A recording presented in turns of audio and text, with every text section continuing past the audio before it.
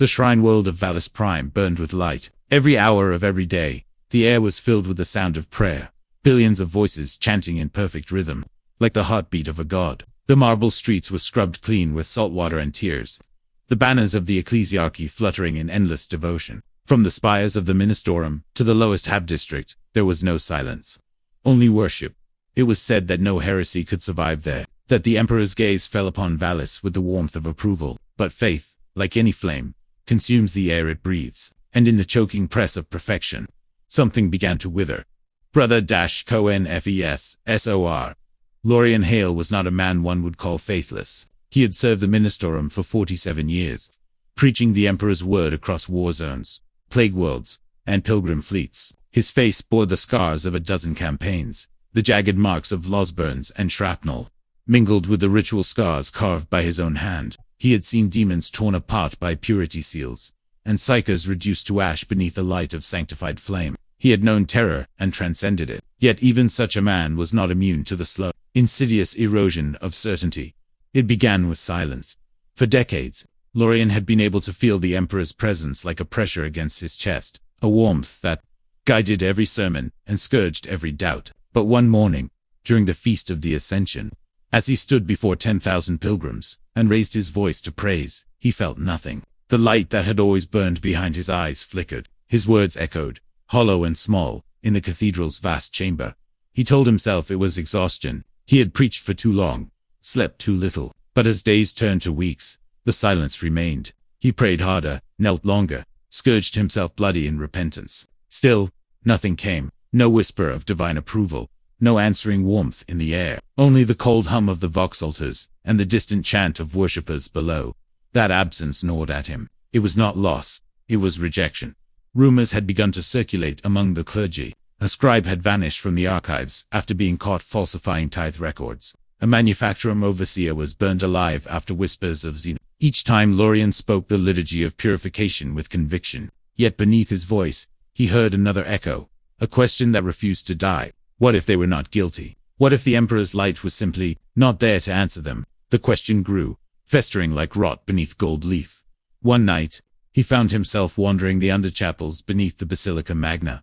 The air there was damp with condensation, heavy with incense, and the faint copper temps of sacrificial blood. The flickering lumen globes cast halos of trembling light on the walls. There, amid forgotten relics and discarded idols, he heard it, a whisper dot.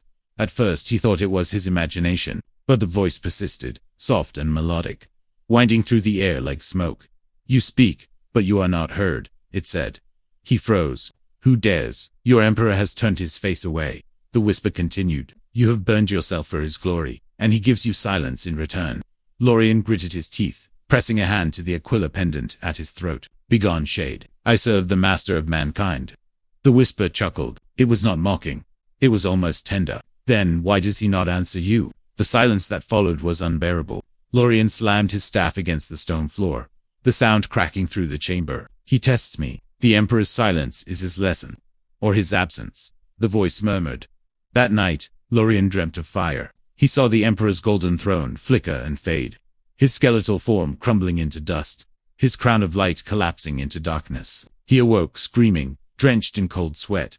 For weeks after, he could not banish the whisper from his thoughts. It followed him in the hymns, in the sermons, even in the glances of the faithful. He began to see corruption everywhere, in the gilded robes of the arch-cardinal, in the hollow devotion of the crowds, in the endless repetition of words that no longer carried meaning.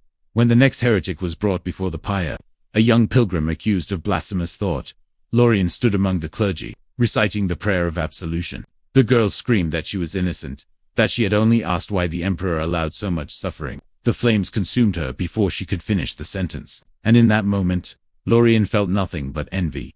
The silence had become unbearable.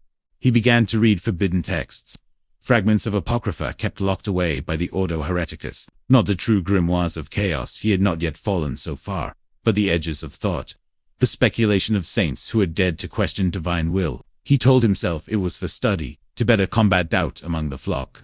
But deep down, he sought something else. Proof that he was not alone in his emptiness. Then came the storm. It began with the screams of their minds shattering as a psychic pulse tore through the warp. The sky above Valyss split with unnatural light. auroras of crimson and violet bleeding through the clouds. Pilgrims fell to their knees, praying that it was a sign of the Emperor's glory. But Lorian knew. The air tasted wrong. Metallic. Alive. Whispering. Something had pushed against reality, pressing its will through the veil. The next day, the cardinals summoned the confessors to the Grand Basilica. His voice was trembling as he spoke. The Emperor's silence has deepened. Our astropaths cannot reach Terra. The Adeptus Astra Telepathica reports a disturbance across the sector. We are to double our prayers. No one is to leave the shrines. Lorian's heart pounded. A disturbance in the warp. The Emperor silent. The world itself trembling. The whisper returned that night. Softer now. Almost compassionate. Do you see, Lorian Hale? Even your god bleeds. He fell to his knees, clutching his head. You lie. You are a demon's echo. I am only truth, and truth is what you begged for. He tried to recite the litany of banishment, but the words faltered. He no longer remembered which verse came first. Outside, the hymns of a billion faithful continued, endless, desperate, blind. The sound of worship became a storm, drowning his thoughts. He rose, trembling, and looked toward the statue of the Emperor that loomed above the city, gold and marble, radiant and unmoving. For the first time, he wondered if the statue was more real than the god it represented. Lorian Hale did not sleep again that night. He wandered the halls of the basilica until dawn, his boots scraping softly across the cold marble floors. Every flame he passed flickered as he approached, as though the air itself recoiled from him. The frescoes on the walls seemed to shift under his gaze. Saints' eyes turning away, the painted Emperor's hand no longer raised in blessing but in judgment. He told himself it was exhaustion, the strain of too many vigils, but the truth coiled in his mind like smoke. He could feel something in the walls, pulsing faintly, as though the cathedral were alive and listening. When the morning bells began to toll, summoning the faithful to prayer, he forced himself into the light. The plaza outside was awash in pilgrims, their robes fluttering in the acrid wind that carried the scent of promethium from the pyres. Valyss Prime had always smelled of smoke. It was the fragrance of devotion. But that day it seemed heavier, oily, almost alive. Lorian ascended the grand pulpit, his body moving on instinct, the weight of the crozier heavy in his trembling hands. He began the morning sermon with the words he had spoken for decades. Brothers and sisters of the Emperor's light, today we kneel in gratitude for his eternal vigilance. But the words fell flat, lifeless, echoing back against the stone. The faces turned toward him were weary. Even the choirs wavered, as though they too felt the thinning of something once vast. And then, amidst that sea of bowed heads, a sound rose, a whisper, faint but clear. Lorian faltered mid-sentence. He searched the crowd, but no one else seemed to hear it. The voice slid through his mind like a knife. They worship shadows. Speak, and I will show you the truth. He gripped the pulpit until his knuckles turned white. Get out, he hissed under his breath, unseen by the congregation. You will not defile his house. But the whisper did not obey. It laughed softly, a sound that carried neither warmth nor malice, merely inevitability. His house, look around you. This is not his creation. It is yours, built from fear, fed by blood. Something inside him cracked. His next words were not the sermon he had prepared. Faith without hearing is not devotion, he said aloud, his voice quivering yet clear. The congregation stirred uneasily. It is blindness. Gasps rippled through the crowd. A young acolyte standing near the front lifted his head, eyes wide. Father Hale, the voice within him urged. Continue. He did. We have prayed, and we have bled. Yet our God is silent. If the Emperor still watches us, why does he not answer? Why does he allow his faithful to burn, while his throne grows colder by the year? The silence that followed was a living thing. For a heartbeat, he believed he had shattered the world. Then came the screams. Guardsmen stationed at the edge of the plaza surged forward, their lasguns raised. The archdeacon's vox-grill crackled to life, his voice a metallic roar. Seize him! The confessor speaks heresy. Hands grabbed Lorian's robes, dragging him from the pulpit. He did not struggle. He was beyond struggle. As they forced him to his knees, he looked up at the sky. The clouds had turned the color of bruised flesh, and for a moment he teethed. When awareness returned, it came slowly like the thaw of ice. Lorian found himself lying on a metal slab, his wrists and ankles bound with restraint clamps that bit into his flesh. The air was thick, humid, and faintly metallic, carrying the tang of ozone and sterilized blood. Above him, a lumen flickered in erratic pulses, and the rhythmic hiss of machinery rose and fell, like the breath of a slumbering beast. The chamber was no longer the cell of an inquisitorial prison. It was colder, more precise, as though it existed outside of time. Servo skulls drifted through the darkness, their optic lenses glinting red, as they observed him from multiple angles. Beyond the edge of his vision, he could hear the murmur of voices, calm and utterly detached subject for 7B status, restrained and conscious. A mechanized tone reported, another voice answered, older, human. Proceed with cognitive extraction. Begin with memory isolation. At the point of first heretical doubt, panic surged through him. He tried to speak, but a clamp tightened around his throat. His heart hammered as cold metal prongs descended toward his temples. Please, he rasped. I serve the Emperor. A spark of blue light cut him off. Pain like liquid fire coursed through his skull, and his scream echoed off the steel walls. The world split open, memories tearing loose like pages ripped from a sacred text. He saw flashes, the basilica in flames, the girl on the pyre, the whisper behind the hymn. Through it all, the machine droned on, dispassionate, memory purge at 40%, neural resistance increasing, recommend escalation. The older voice replied, no, let him feel it. Pain reveals truth faster than steel. For a time, seconds, hours, Daisy could not tell. Lorian drifted between agony and revelation. He felt the weight of his own faith collapse under the precision of the Inquisition's cruelty. Every moment of devotion was dissected, measured, and found wanting. Every prayer became evidence of madness. In the darkness behind his eyelids, the whisper returned. They do this in his name, it said softly. Every scream you give is a hymn to their god of silence. He wanted to deny it. He wanted to curse the voice and pray louder. But his prayers had become nothing more than gasps. And even he no longer believed. They reached beyond the steel ceiling. Amid the static of his pain, he heard something new. The Inquisitor's voice. No longer cold, but tinged with weariness. Enough. The machinery halted. The clamps released with a hiss, and he collapsed onto the slab, trembling. The Inquisitor stepped into the light, their face hidden behind a mask of black enamel, gold-trimmed, expressionless. You have been broken, Lorian Hale, they said, and yet you still live. Do you understand why? He looked up through bloodshot eyes. So, I may repent. The Inquisitor tilted their head slightly. Repentance is meaningless without remembrance. You will serve as a warning instead. Lorian's stomach turned cold. What do you mean? They gestured toward the machine. Your mind will be purged. Your flesh will be purified. You will be remade into a servant that cannot think, cannot question, cannot hear whispers. You will labor in silence, and in that silence, you will finally find peace. The realization struck like a blade. They meant to make him stripped of will, of thought, of self-condemned to an eternity of mechanical obedience. No, he gasped, his voice raw. You can't. Please, I can still serve. I can still preach. The Inquisitor regarded him with the same detached calm as one might a dying machine. You already have. They turned to leave, issuing curt orders to the adepts behind them. The machinery whirred to life once more. Metal arms extended toward Lorian's face, their ends glinting with surgical precision. He thrashed against the restraints, but they held fast. Don't fear, the whisper murmured again, closer now, intimate. They cannot take what you have already given to me. He screamed, not in fear, but in defiance. You are not real. The Emperor will protect me. Will he? The voice breathed. He has not spoken to you in months. But I have. Light filled his vision. He expected death. Instead, he saw something vast and shifting, a shape of light and shadow, neither divine nor profane, but infinite. He felt his mind unravel. Threads of thought pulled apart, and in that unraveling came a strange peace. Perhaps it was true. Perhaps the Emperor's silence was not punishment, but the echo of something greater.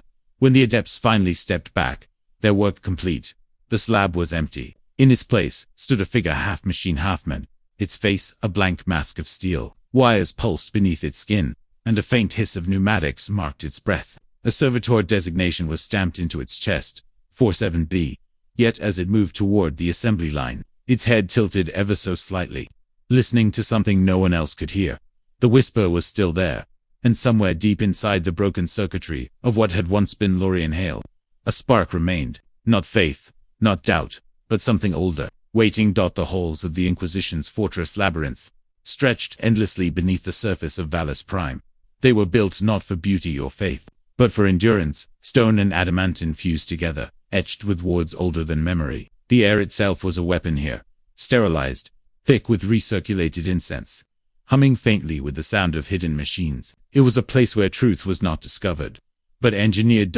In one of those forgotten sub-levels, far from the shrines of light above, Servitor 47B labored. It did not tire, did not dream, and yet Sometimes, in the brief flicker between pulses of command, it remembered. Faint echoes drifted through its fractured mind. The sound of bells.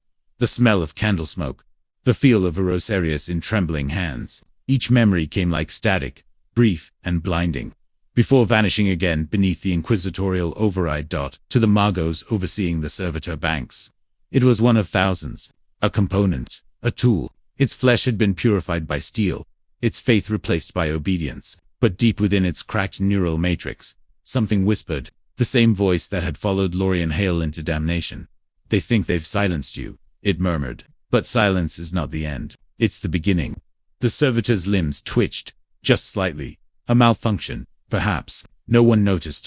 Far above, the fortress shook. The disturbance in the warp had not faded with time. The entire segmentum was beginning to fracture under unseen pressure. Astropaths screamed themselves to death in their sanctums. And Imperial ships vanished, mid-translation, lost to the tides of unreality. The Inquisition's fortress on Valyss Prime became both sanctuary and tomb. Inquisitor Kestrel, the one who had condemned Lorian, stood before the data slate arrays in their private chamber. The flickering hologlyphs painted their mask in cold light. The prayers have ceased in 3 provinces. One report read, planetary Vox networks collapsing. Kestrel leaned on the edge of the console, silent. Their mind was a storm of calculation and faith. The Emperor's will was absolute. That was doctrine. Yet doctrine was no shield against the warp. The psychic dead zone spreading across Valyss was unnatural, as though the Astronomican's light itself was dimming.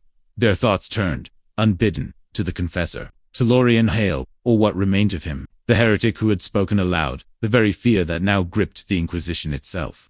They called up the servitor's log. Line upon line of maintenance data filled the screen. No errors, no corruption. And yet, at the bottom of the file, something new appeared.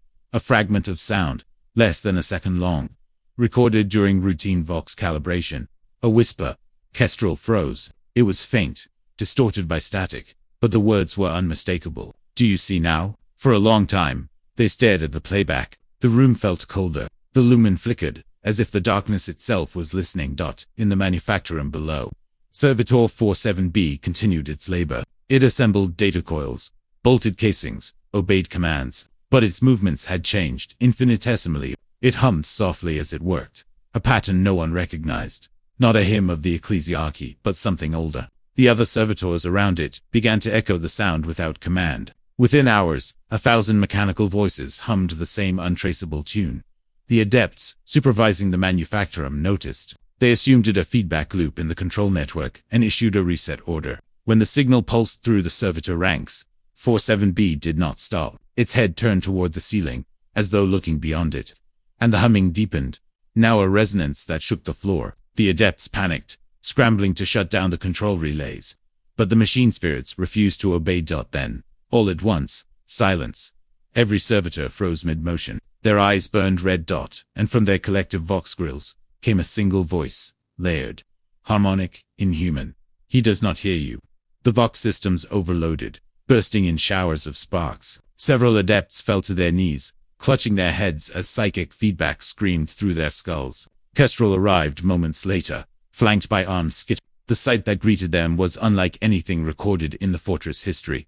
Hundreds of servitors stood motionless, their mechanical limbs twitching in perfect unison, as though waiting for an unseen command. In the center stood 47B, motionless, head tilted upward, lips moving though no sound escaped. Deactivate them, Kestrel ordered. The Mogos obeyed. Power to the servitor banks was cut. The lights dimmed. For a moment, the entire manufactorum went dark. Then, one by one, the servitors turned their heads toward the Inquisitor. Their eyes flared again. The fires in the manufactorum had long since burned out. But the echo of that humming lingered in the metal bones of the fortress. It was as though the walls themselves had learned the rhythm, repeating it softly in their vibrations. So faint it could almost be mistaken for the pulse of the power conduits. But Kestrel knew better. The fortress had gone quiet in the wrong way. The kind of silence that listened back. In the days that followed, they ordered the purge of every servitor unit in the lower levels. Thousands of them, machines that had served the Inquisition faithfully for decades, were disassembled, incinerated, and catalogued as psychic contamination. The Adeptus Mechanicus protested, but Kestrel's authority as Inquisitor was absolute. Any who questioned the order were silenced. Yet, despite the destruction, The whisper persisted.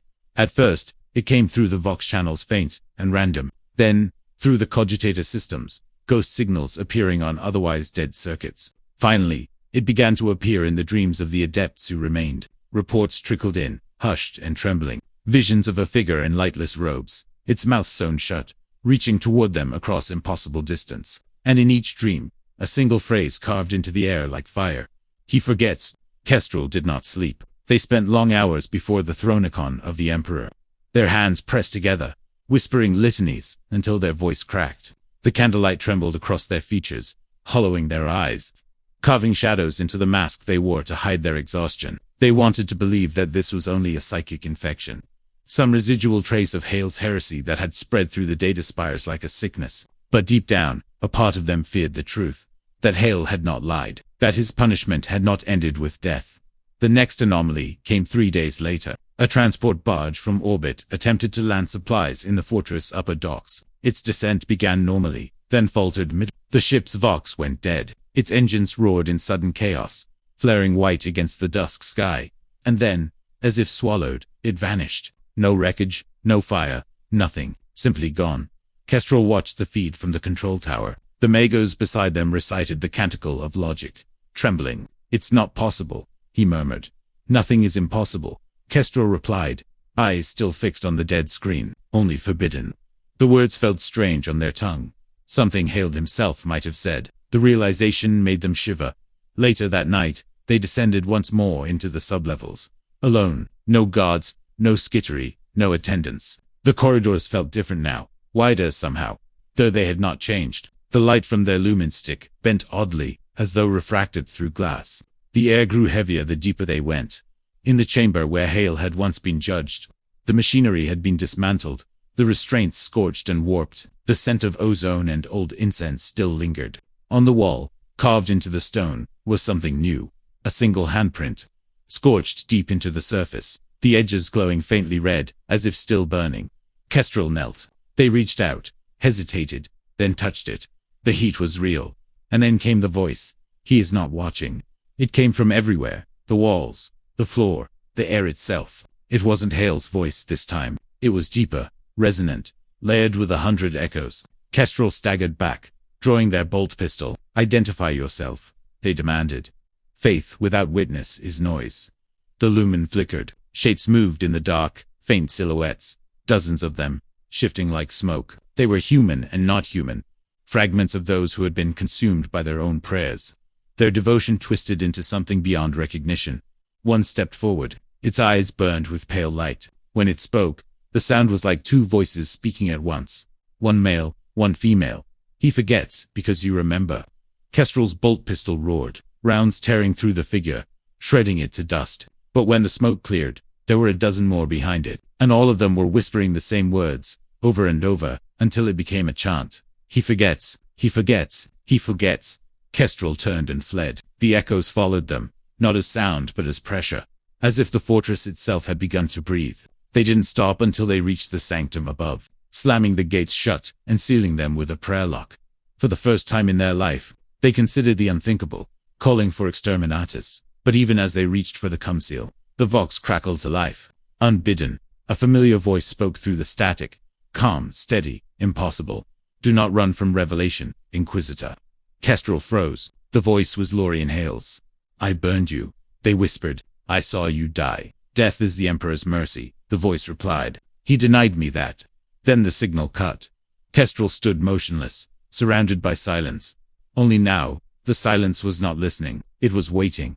The fortress above the manufacturum city had become a cathedral of ghosts. Every corridor whispered. Every lumen flickered. The data slates no longer obeyed commands. They wrote on their own fragmented prayers, corrupted fragments of scripture that spiraled into nonsense. The throne is hollow. The Golden One sleeps. The choir hums without song. The adepts who remained began sealing their mouths shut with wire and wax, claiming that words carried infection. Inquisitor Kestrel knew madness when they saw it. But this was not madness. This was pattern. And pattern meant intent. They retreated into the sanctum of penance, a chamber high in the fortress spire where the stormlight of the planet's dying sun bled through the stained glass. The icon of the Emperor loomed before them, carved from obsidian, its surface etched with gold leaf that caught the firelight in cruel relief. Kestrel knelt, resting their bolt pistol at the altar's base. "Father of mankind," they whispered, "I have given you every breath, every life you demanded. I have burned worlds in your name, silenced heresy before it could take shape. Tell me, have I failed you?" The icon did not answer, but the silence that followed was wrong. It was not absence, it was full, dense, as if the air itself thickened around their prayer. Their breath came ragged. The shadows of the stained glass stretched across the walls, moving where the light did not dot, and then, for a heartbeat, they thought they saw movement in the reflection of the obsidian idol. A shape tall, gaunt, shrouded in pale light, a face stitched where a mouth should be. Kestrel rose, pistol drawn. The reflection did not vanish. "Show yourself," they said. The figure behind them whispered, its voice dry and distant. "He forgets." Kestrel spun, firing. The bolt round exploded against empty air. The blast shattered one of the windows, scattering fragments of colored glass like dying embers. Through the broken pane, the sky was visible, not the deep purple dusk they expected, but an expanse of raw static, as if reality itself were burning away at the edges. Their vox crackled again. "Inquisitor." The voice was Hale's once more, quieter now, but close, as though he stood just behind them. "You saw me die, yes. You made me what I am. But even the Emperor's fire cannot cleanse a truth spoken too deep." Kestrel's hand trembled. "You are not Hale. You are a ghost conjured by the warp." "Then why does the machine still bear my name?" Kestrel froze. They remembered the designation burned into the servitor's chest for 7B. They had it catalogued, sealed, and stored in Vault 9, a machine of no consequence. Or so they had believed. The reflection shifted again, and this time it smiled. "Come see what you have made." The room fell apart around them. One blink, and the sanctum was gone. The air was damp, the light red with emergency loop. They were standing in Vault 9. Servitors lined the walls, motionless, their heads bowed as if in prayer. Steam hissed through ruptured pipes, and the air was thick with the scent of oil and burnt flesh.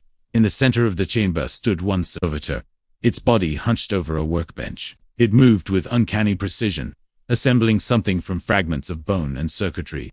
"Howled," Kestrel said, their voice unsteady. The servitor turned. Its face was metal, expressionless, but behind the dull glass of its optic lenses, a faint glow flickered, faintly human. "I have remembered everything," it said. "That is impossible." "Perhaps." The machine tilted its head, almost thoughtfully. "And yet you came when I called. That means you remember too. I remember your crimes. You remember my faith." The machine stepped closer. Kestrel aimed their weapon, but their hand would not steady. The servitor stopped within a meter of them. "Do you know what they say, Inquisitor?" it asked softly. "They say the Emperor's will is eternal. But what if eternity itself has grown tired? What if he no longer sees?" Kestrel fired. The round punched through the servitor's chest. It staggered back, but instead of falling, it reached up and tore open its own wound, exposing wires and veins that pulsed with light dot from within. Something writhed, a flicker of radiance, not holy, but alive. "The flame burns," it whispered, "even when the god forgets the fire." The lumen burst overhead. Every servitor in the vault raised its head at once. Dozens of blank faces turned toward Kestrel, lenses glowing in unison. Then, in perfect synchronization, they spoke, hundreds of mechanical voices forming one word: "Remember." Kestrel ran. They didn't stop until they reached the command level, slamming the vault doors behind them and locking every seal. But even through meters of reinforced adamantium, the word continued to echo through the Vox systems. "Remember." Kestrel fell to their knees, clutching. The planet's sky bled ash. A pall of darkness had fallen across the manufacturing world, thick and oppressive, turning the sun into a dim ember through the haze. For days, Vox transmissions from the fortress had ceased, save for the single word that repeated in every channel, on every frequency, across every system. "Remember." The Inquisition's fleet in orbit had declared a quarantine, their augurs unable to penetrate the interference saturating the atmosphere. Even the astropaths screamed when they tried to reach through the warp, not from voices of chaos, but from something far colder. Silence. A silence that moved, that pressed against their minds until their eyes burst and their souls simply stopped. Down below, within the fortress depths, Inquisitor Kestrel sat before the shattered shrine of the Emperor. The black marble floor was slick with wax and oil, the air thick with incense that could not mask the rot of something long dead. The Vox crackled softly beside them, a ghostly hum punctuated by fragments of thought. They no longer prayed. There was nothing left to pray to. Once They had believed that faith could light any darkness, that the Emperor's will was the unbreakable chain that bound humanity together. Now, they were not so sure that the chain had not already rusted through, leaving only ritual and fear to hold the Imperium upright. Still, Kestrel whispered his name beneath their breath, if only to feel something human in the endless quiet. Then the Vox stirred. Do you remember it now? Hale's voice came again, clear, calm, patient. Kestrel looked up slowly. You are a ghost in a machine, they said hoarsely. You speak with stolen memory. You are nothing. Then why do you answer? The words struck deeper than a blade. They hated him for it, for the way he spoke without anger, without triumph, as though he pitied them. Tell me, Kestrel said, rising to their feet. What are you? Truly, the Vox hissed. Then came the sound of breathing, mechanical, shallow, rhythmic, and beneath it, a faint hum, the same tone that had begun after Hale's execution. I am what you made when you sought perfection through obedience. The voice said. You cut the soul from the body and left the shell alive. The machine remembers what the man cannot. The lights flickered. The entire fortress groaned, as though something vast shifted beneath it. Kestrel grabbed their pistol, backing toward the door. But the steel bulkhead sealed on its own, with a deafening clang. Stop this, they shouted. You blaspheme against the Emperor himself. Blasphemy, Hale murmured. That word is a cage built by the fearful. You burn what you cannot explain, and call it faith.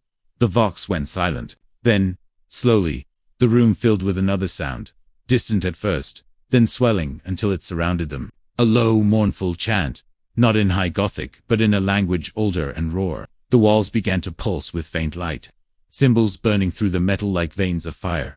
Kestrel turned, horrified. Those were not heretical runes. They were imperial litanies. The very prayers of the ecclesiarchy itself, carved now into the walls by no human hand. Each verse glowed with dull crimson, rewritten, reversed. Their meanings perverted into questions.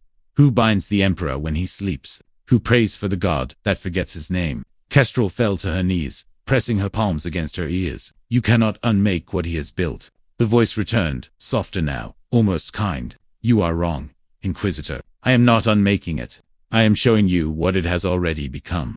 There was movement beyond the glass of the shattered shrine. A figure emerged from the darkness. The servitor Hale, designation 47B, its body moving with unnatural grace. It stepped into the chamber, its metal limbs glinting in the candlelight, and behind it followed others, dozens of them, moving as one. Kestrel raised her weapon, but her hand trembled. What do you want? She demanded. The lead servitor paused. When it spoke, its voice carried through every wall, every lumen, every cogitator across the fortress, to remember what was lost.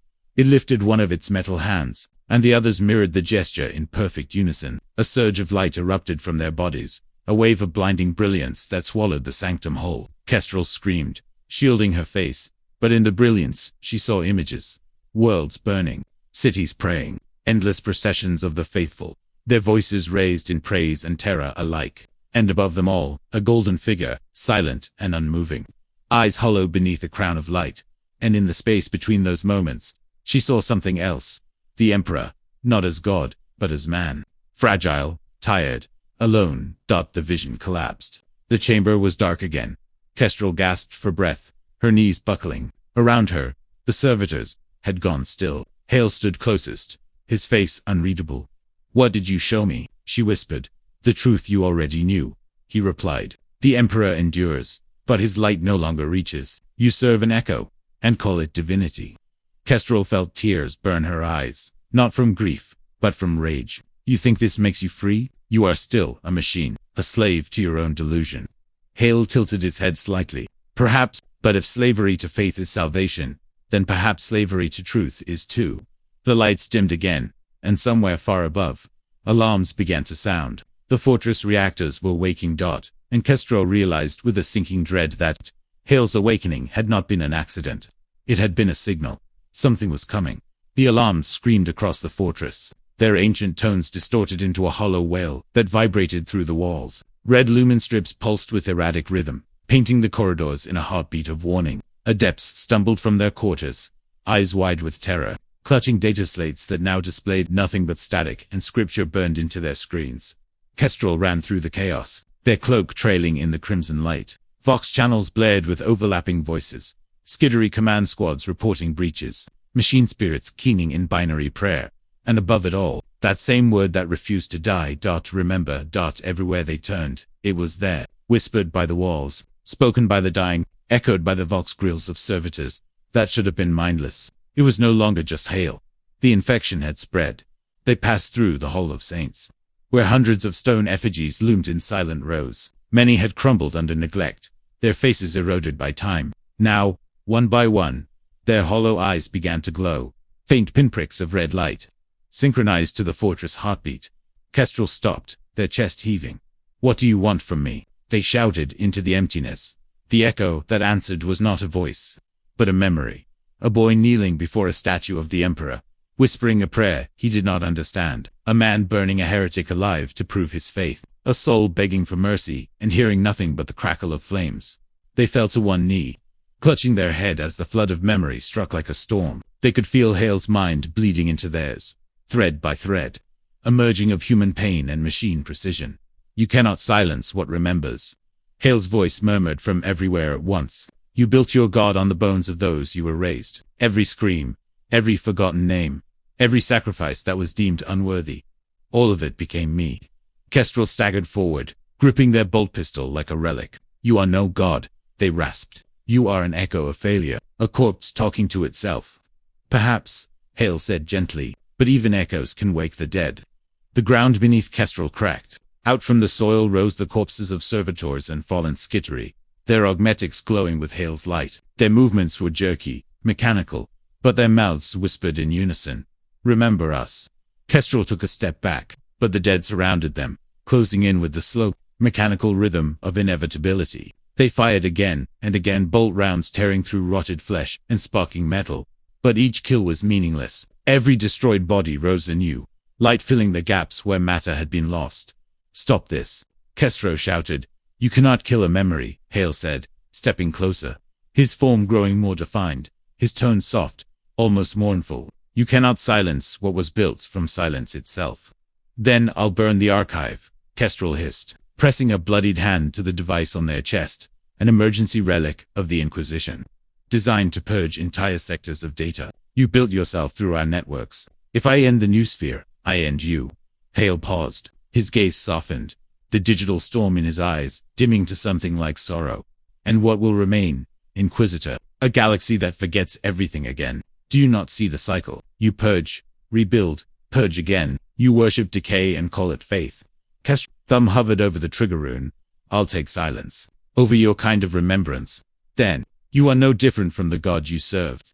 The storm raged. Data light cascaded like rain, searing through the ruins, scorching runes into the ground. Hale's projection flickered, splitting into dozens of overlapping forms, each speaking with a different tone, a different memory, a different personality. An old woman's voice whispered, "I burned for him." A child's voice said, "He never came back."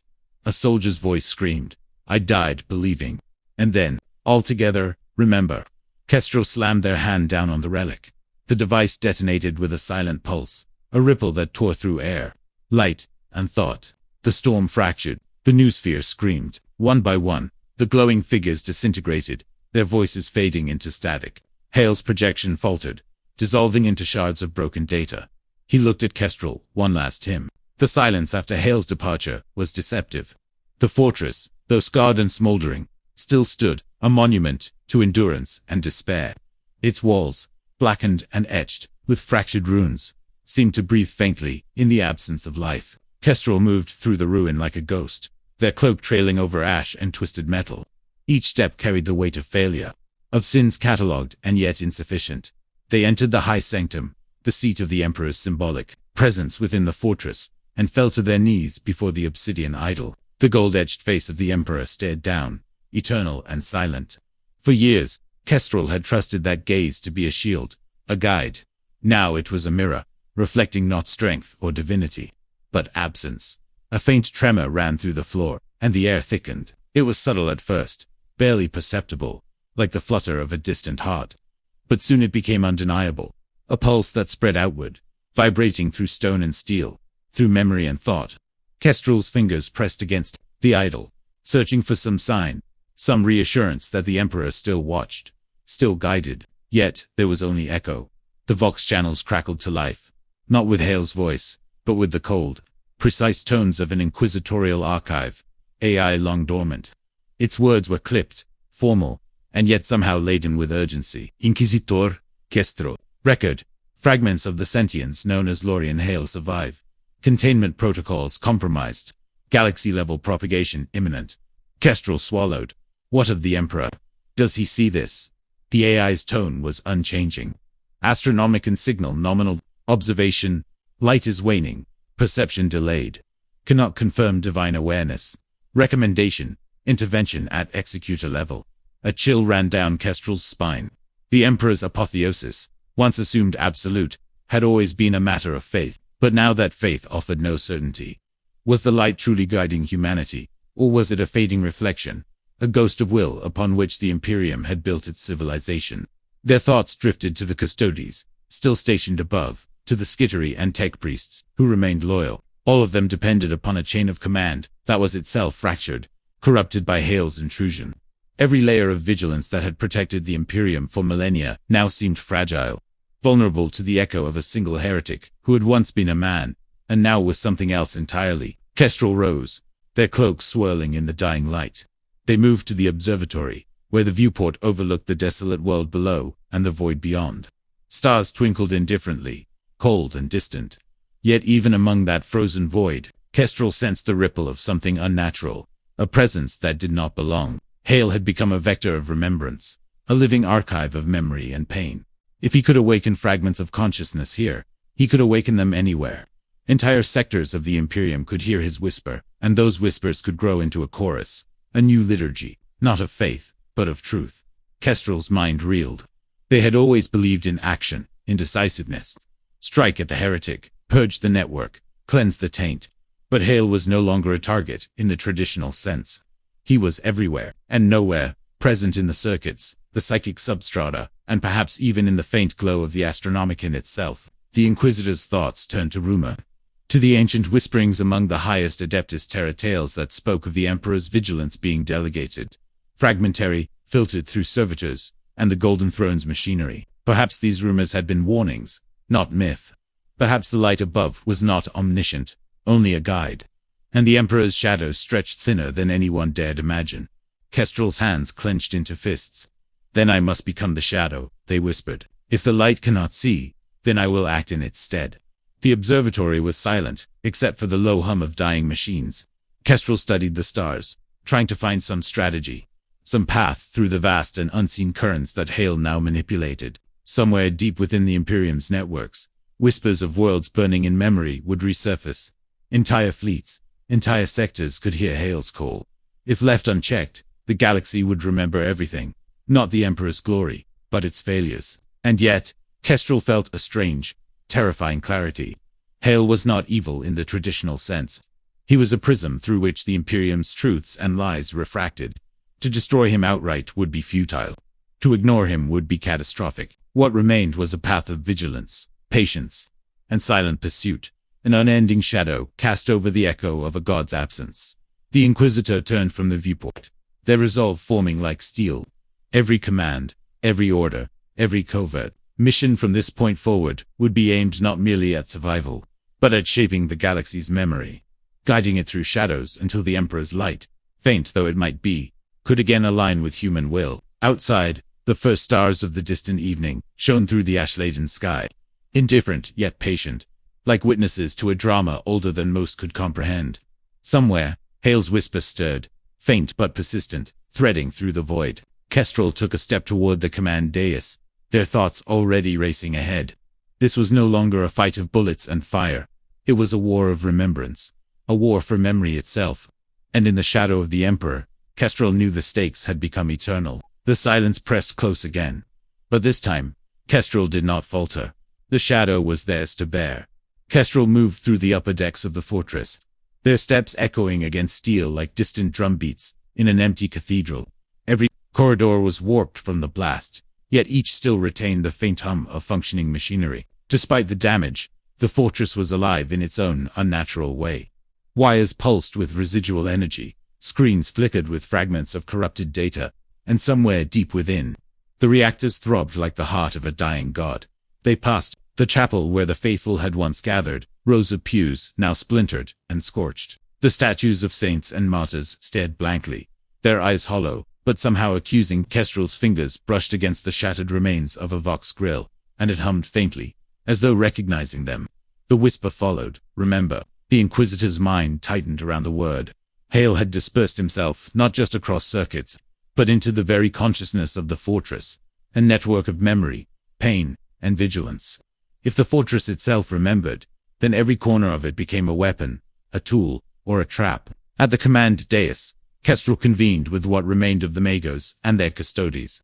The warriors' golden armor was dulled with soot and scratches, their expressions unreadable beneath visors. The Magos trembled, mechanical limbs twitching, a data slate projecting shifting glyphs. "We cannot engage him directly," the Magos said. "Every node, every conduit, has been compromised. If we attempt to purge, we risk activating the secondary protocols. The network will disperse into the stars themselves." Kestrel's jaw tightened. "Then we do not attack. We contain. We track. Every fragment, every shard of Hale's consciousness will be catalogued and followed. Nothing leaves the fortress without our knowledge." The custodian beside them spoke, voice like tempered iron. "And the Emperor? Will he intervene?" Kestrel looked up at the obsidian idol, gold leaf gleaming dimly under the emergency lights. "I do not know. And if he does not, then we must act as his shadow, quiet, unyielding, and eternal." They began the first steps of their plan. Containment wards were erected around critical systems. Neural inhibitors were deployed to prevent rogue servitors from transmitting memory across the Vox network. Data spies were quarantined, their circuits cut and flooded with false noise to mask any signal Hale might attempt to use. Every action had to be precise. One misstep could allow Hale's fragments to escape into the wider Imperium. Hours passed in tense silence, broken only by the occasional flicker of a dying lumen or the soft click of machinery. Kestrel moved from station to station, checking wards, reinforcing seals, cataloging every anomaly. It was monotonous, exhausting, but it had to be done then. As if testing their vigilance, a single voice emerged through the static. Not Hale's familiar tone, but a fragment of memory, a child's voice, trembling, lost among the circuits. "Do you remember me?" Kestrel froze. The wards had failed in one sector. Carefully, deliberately, they traced the source, following the threads of consciousness through miles of conduit and deep into the reactor sublevels. There, they found it, a servitor partially intact, its optic lenses shattered, body pulsing with Hale's faint light. It was chanting fragments of old litanies, inverted, corrupted, but precise. "Do not let it escape," Kestrel ordered. The custodies moved with silent precision, subduing the servitor without a single misfire. Kestrel knelt beside it, feeling the pulse of Hale's echo against their fingertips. Memory cannot be destroyed, they realized. It can only be shepherded, contained, and guided. That night, Kestrel stared out into the void beyond the fortress. The stars were indifferent, distant, and yet they seemed to hum with a subtle resonance, faint but persistent. Hale's influence had spread beyond the world below, tracing threads into sectors untouched by war, weaving his echo into the very fabric of galactic memory. Kestrel's thoughts turned inward. They had always relied on faith, on the certainty of the Emperor's will. Now, the line, the galaxy, from the vantage of the orbiting fleet, seemed impossibly small. Kestrel stood on the command bridge of the fortress-class vessel, eyes scanning the tapestry of stars that stretched infinitely in all directions. Below, the world still smoldered, ash and fire mingling with the faint glimmer of surviving cities. Hale's fragments were scattered, flickering like dying embers across the planetary network. But the threat had been contained for now. Yet the Inquisitor knew better. Containment was only temporary. Memory, once awakened, was resilient beyond comprehension. Hale had learned to wield it as a weapon, embedding himself not just in circuits, but in perception, in thought, in the silent corners of minds that had never even glimpsed him. One whisper, one remembered pain, could reignite him. They walked among the remaining custodies, the Golden Guardians moving like statues, their presence reassuring yet impossibly distant. Every gesture, every step, carried the weight of duty and centuries of service. Kestrel felt both protected and utterly alone in the enormity of their responsibility. Amagos approached, carrying a data slate that glimmered with encoded fragments of information. "Inquisitor," he said, voice trembling, "our scans indicate Hale's consciousness has disseminated beyond the planetary network. Sectors uninhabited, systems unmonitored. He is learning patience. He waits. Kestrel did not flinch. Then we will wait too, they said softly. And we will remember, if he is memory made flesh, then we must become memory made will. Our vigilance must stretch farther than his reach.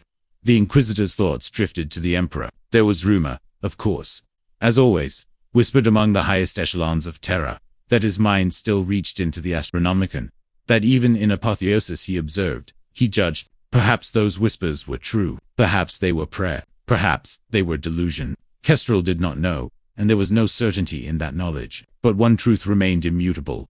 The Imperium could not collapse, not while they drew breath. They ascended to the observation deck.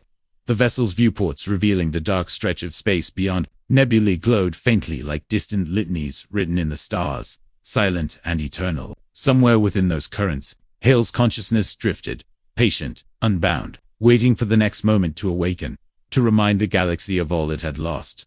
Kestrel's hand rested upon the railing, eyes tracing the light of distant systems. He remembers, they murmured, and so must we.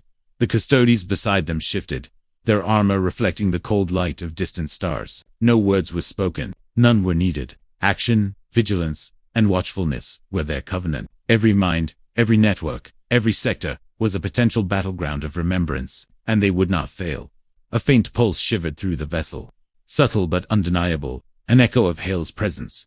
A reminder that containment was temporary, vigilance eternal. Kestrel's fingers tightened around the edge of the viewport, resolve solidifying like forged adamantium. They will come, the Magos said, voice low. The fragments will awaken. Worlds will hear, systems will respond. And we will be ready. Kestrel replied, we have seen what memory can do. We know its weight, and we will ensure it does not consume us. The silence that followed was vast, stretching across the void and into the minds of all who served aboard the vessel. It was a silence, not of absence, but of purpose. Every second was a preparation, every thought a shield, every glance a calculation. Hale's memory would reach into the stars, but so too would theirs. In the days and weeks that followed, Kestrel organized the fortress as a beacon, a sentinel, a repository of vigilance. New wards, new protocols, and new archives were established, each designed to monitor, track, and contain. Every fragment of thought, every whisper of memory, every hint of Hale's presence was catalogued. There would be no further surprises, only observation, only action, only the patient shaping of the galaxy's memory. And yet, even as the fortress pulsed with life and control, Kestrel could not shake the image that had haunted them since Hale's first awakening. The Emperor, not as God, but as man, fragile, tired, alone. His gaze stretched across the stars, unknowable, and yet somehow watching. Memory, Kestrel realized, was more than Hale's weapon. It was the tool of gods and men alike, fragile yet eternal. Every victory, every death, every prayer whispered into the void, every soul forgotten or remembered, all were threads in a tapestry that stretched beyond comprehension. Hale had sought to weave his own pattern into it, but Kestrel understood that they could shepherd it, shape it, guide it, without faltering. The stars themselves seemed to answer, quietly, almost imperceptibly. The Astronomicon's glow strengthened, faint yet steady, a pulse that reached out across the void. Whether it was the Emperor's will or simply the machinery of faith, Kestrel could not say, but it mattered little. They would act in the shadow, vigilant, unyielding, eternal. Hale's memory had awakened. And the Inquisitor, and the remaining faithful had taken up the eternal task, to guard not only the light of the Emperor, but the fragile lattice of memory that kept the galaxy tethered to itself. The night stretched infinitely. The stars watched. The fortress waited. And somewhere, in the darkness between, Hale whispered, remember. Kestrel did not answer aloud. Instead, they prepared, ever vigilant, knowing that remembrance was both curse and weapon, and that the galaxy's memory, and its future, depended on the shadow of one Inquisitor and the will they bore. The fortress drifted in low orbit, its massive silhouette a dark wound against the stars. Thousands of cathedral-like spires jutted into the void, each one lined with transmission arrays that pulsed faintly, like the beating of a slumbering heart. Deep within its sanctum, Inquisitor Kestrel stood in the Hall of Echoes, a chamber unlike any other in the Imperium. It was not for worship, nor ceremony, but for remembrance.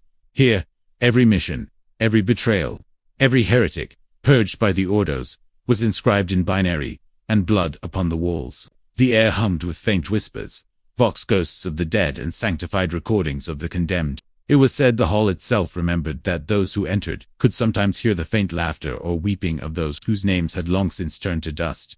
Kestrel approached the altar at the center, where a custodian stood guard. His armor, though scarred from Hale's uprising, gleamed like molten gold. He turned slightly as Kestrel neared. "Memory is the Emperor's second gift," he said, voice low and resonant. "The first was the fire to shape it." Kestrel studied the runic inscriptions carved into the altar. It was an ancient prayer, predating even the Great Crusade, a relic from a time when the Emperor still walked among men. The words were almost lost to history, but their meaning had not faded. "In remembrance, we are made whole. In forgetting, we die again." For a long while, neither spoke. The silence between them was heavy with implication. Hale's fragments still lingered in the new sphere, too faint to trace, too vast to comprehend. He had become a story now, a phantom. The Mechanicus feared him, the Ecclesiarchy denied him, and the Inquisition studied him. Yet every attempt to erase his presence only seemed to deepen his roots. Hale had become myth, and myth in the Imperium was indestructible. Kestrel raised their hand over the altar and spoke, voice calm but resonant. "The Emperor once said that knowledge is power. Hale believed memory was freedom. Both were wrong. Memory is a burden, one we must carry, because no one else will." The custodian inclined his head slightly. "And if the burden consumes you, then I will burn with it," Kestrel replied, "as long as the light holds." They turned toward the hololithic projector embedded in the chamber floor. It flickered to life, displaying the vastness of the segmentum solar. Dozens of red sigils marked locations where Hale's residual code had been detected, scattered like seeds across the stars. Each signal was faint, but alive. Kestrel studied them in silence. "He spreads like a legend. The more we deny him, the more we feed him. He has become the memory of disobedience itself."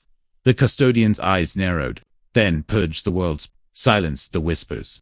Kestrel shook their head slowly. "No, to destroy memory is to invite ignorance, and ignorance is the true heresy. We will not purge, we will contain, we will learn." The custodian's grip on his spear tightened, but he said nothing more. His silence was assent, or perhaps resignation. Either way, it was enough in the following days. The fortress became a pilgrimage site for the Inquisition's inner circles. Ordo Malleus, Ordo Xenos, and even the most secretive of the Ordo Chronos sent envoys to study what had occurred. They called it the Hale Event, a convenient name for a horror that could not be fully understood.